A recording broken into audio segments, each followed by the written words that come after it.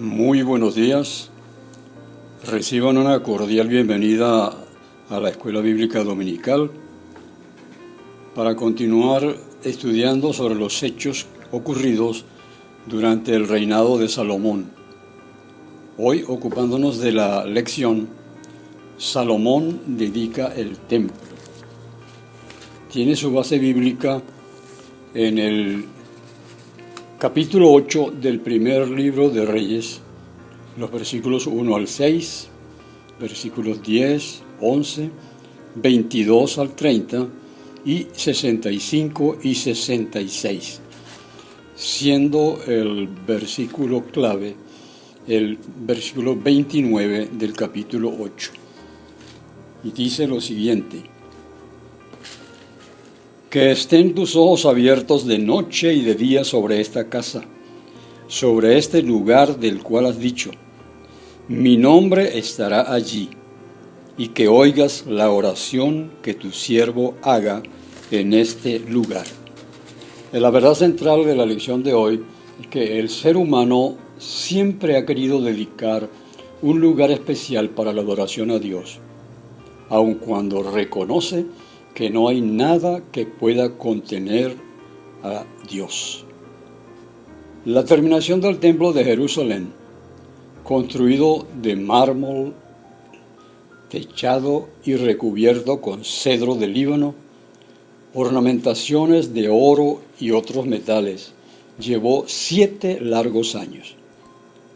Cuando todo estuvo terminado, fue dedicado para la adoración a Dios en una gran ceremonia celebrada, según opinan los eruditos bíblicos, en octubre del año 950 a.C.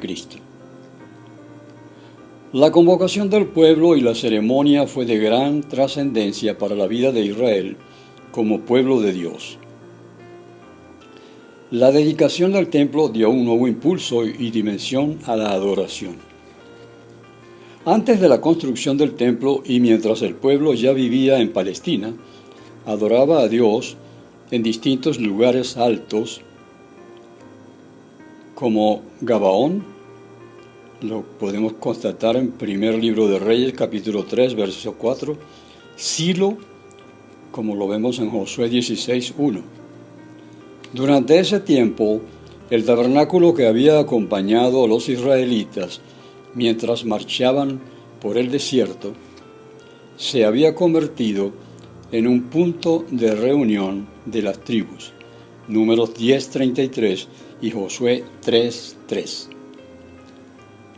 El tabernáculo, que esencialmente simbolizaba la presencia de Dios en medio de su pueblo, contenía en su interior el arca del pacto que Salomón colocó en el templo antes de la dedicación. Salomón reunió a los ancianos de Israel y a los sacerdotes para trasladar el arca del pacto, el tabernáculo y los utensilios sagrados al nuevo templo. Luego dedicó el templo elevando una oración y exhortó al pueblo a obedecer a Dios. Todos juntos y con gran gozo celebraron la dedicación. La primera parte de la lección de hoy, el traslado del arca. Salomón estaba muy contento con el templo que había erigido en la colina de Moria sobre el emplazamiento de la era del jebuseo Ornán. Dicho templo era una reproducción del tabernáculo, pero sus dimensiones eran el doble y la decoración suntuosa. Medía 60 codos de longitud por 20 codos de ancho y por 30 codos de alto. Esta primera parte de la lección, el traslado del arca, la encontramos en Primero de Reyes, versos 1 al 6 y 10 al 11. Leemos lo siguiente. Entonces Salomón reunió ante sí en Jerusalén a los ancianos de Israel, a todos los jefes de las tribus y a los principales de las familias de los hijos de Israel, para traer el arca del pacto de Jehová de la ciudad de David, la cual es Sión. Y se reunieron con el rey Salomón todos los varones de Israel en el mes de Etanim, que es el mes séptimo, en el día de la fiesta solemne. Y vinieron todos los ancianos de Israel, y los sacerdotes tomaron el arca. Y llevaron el arca de Jehová y el tabernáculo de reunión, y todos los utensilios sagrados que estaban en el tabernáculo, los cuales llevaban los sacerdotes y levitas. Y el rey Salomón y toda la congregación de Israel que se había reunido con él, estaban con él delante del arca, sacrificando ovejas y bueyes, que por la multitud no se podían contar ni numerar. Y los sacerdotes metieron el arca del pacto de Jehová en su lugar, en el santuario de la casa, en el lugar santísimo, debajo de las alas de los querubines. Y cuando los sacerdotes salieron del santuario, la nube llenó la casa de Jehová. Y los sacerdotes no pudieron permanecer para ministrar por causa de la nube, porque la gloria de Jehová había llenado la casa de Jehová. El rey Salomón presidió el acto del traslado del acta del pacto, como lo había hecho anteriormente David, su padre, como lo vemos en el segundo libro de Samuel, capítulo 6. Convocó a los ancianos de Israel, que eran quienes administraban justicia en las comunidades donde se encontraban, para que lo acompañasen. El hecho de que el traslado de una distancia tan corta, unos 50 metros aproximadamente, haya congregado a un grupo tan significativo, muestra a las claras que se trataba de una acción solemne con un valor simbólico muy grande. Es necesario tener en cuenta que el arca del pacto tenía para el pueblo de Israel un doble significado. Por un lado, recordaba el convenio existente entre Dios y su pueblo, y era a la vez una prueba de su presencia en medio de ellos, según Levítico 16:2. De esta manera, era conocido como el trono de Jehová. Primer libro de Samuel, capítulo 4, versículo 4. La frase «todos los hombres» muestra que el traslado del arca convocó a todo el pueblo y no solamente a los líderes. En la fiesta se refiere a la fiesta de los tabernáculos, mencionada en Levítico 23:34, que se celebraba en el mes séptimo. Los sacerdotes fueron los encargados de llevar el arca, y durante los años del desierto, esta tarea estuvo a cargo de levitas santificados. Números 4:15 y capítulo 7, versículo 9. Se debe recordar que los sacerdotes eran también de la familia de Leví, por lo que no se quebró la ley al hacerlo de esta manera. Los ancianos participaron acompañando la marcha no solo del arca, sino también del tabernáculo de reunión y todos los utensilios sagrados. El rey Salomón se identificó con el pueblo en ofrecer a Dios los mejores y más grandes sacrificios. Él, como líder, estuvo con su gente en una participación activa durante este acto de dedicación del templo. El arca fue colocada en el lugar santísimo. El lugar santísimo era el santuario estrictamente hablando, según Levítico 16:16, aunque la palabra santuario se aplicaba en forma general a todo el edificio del templo.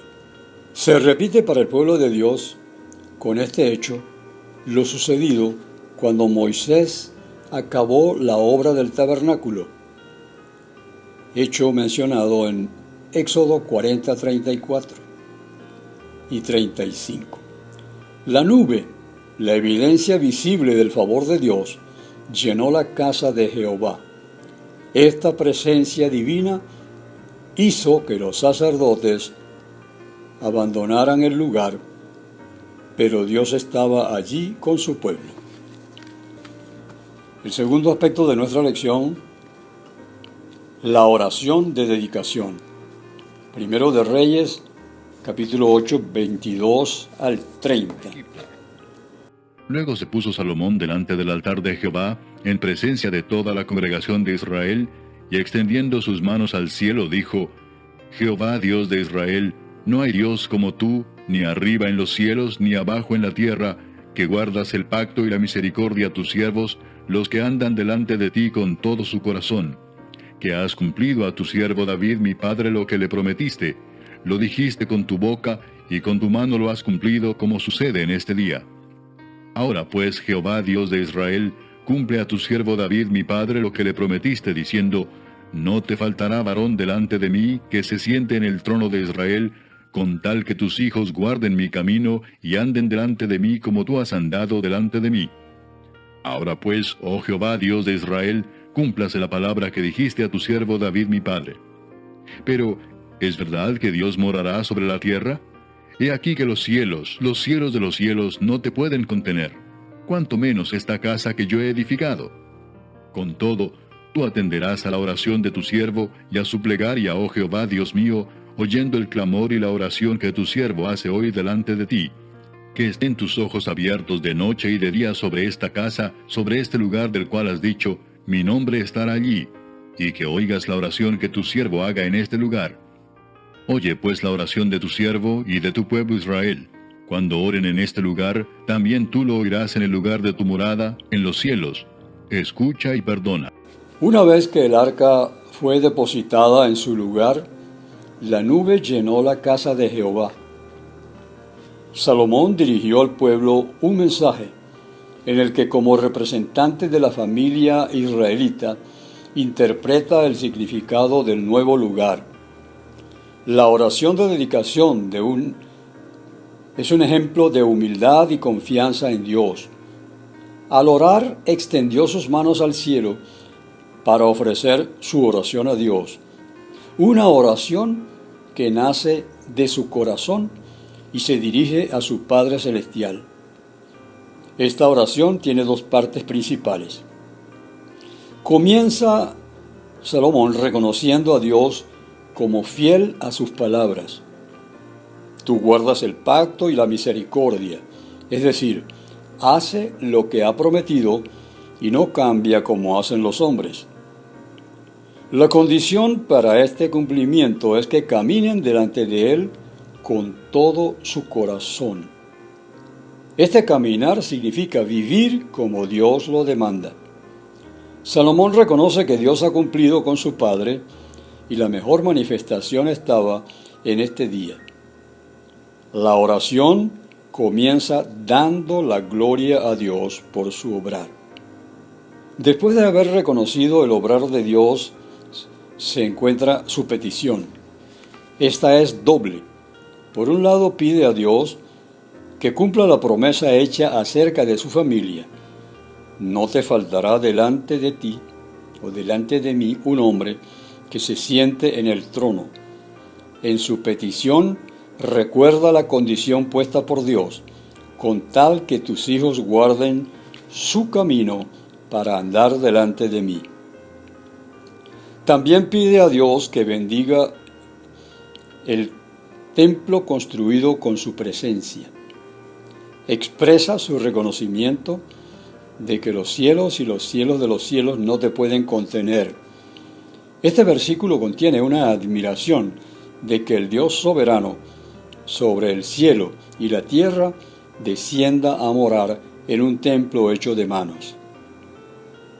También pide a Dios que se digne oír el clamor y la oración que tu siervo hace hoy, es decir, la oración que estaba elevando en ese momento.